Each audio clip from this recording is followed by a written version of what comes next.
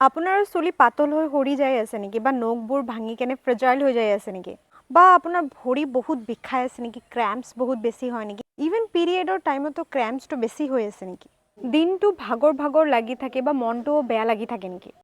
So ladies, these are the common signs and symptoms of one major nutrient deficiency. Namaskar, moi dietitian Ritumani and welcome to the 9th episode of 21 exclusive health content for ladies. The nutrient that I am talking about is calcium. আমি আজিলৈকে এইখিনিয়ে ভাবি আছিলোঁ যে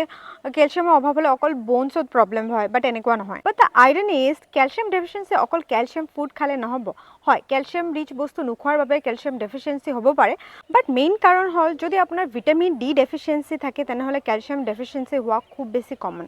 আৰু hormonal issues যদি আপোনাৰ period ইৰেগুলাৰিটিজ আছে বা আপোনাৰ মেন'পজ হ'ব লগা হৈছে মানে পিৰিয়ড বন্ধ হ'ব লগা হৈছে তেতিয়াও এইটো কিন্তু বহুত বেছি কমন আপোনালোকে ছাপ্লিমেণ্টেশ্যনৰ লগে লগে কেলছিয়াম ৰিচ ফুডছ খোৱাৰ লগে লগেও এবজৰ্পশ্যনত ধ্যান দিব লাগিব সেইকাৰণে গাট হেল্থত কাম কৰিবলৈ নাপাহৰিব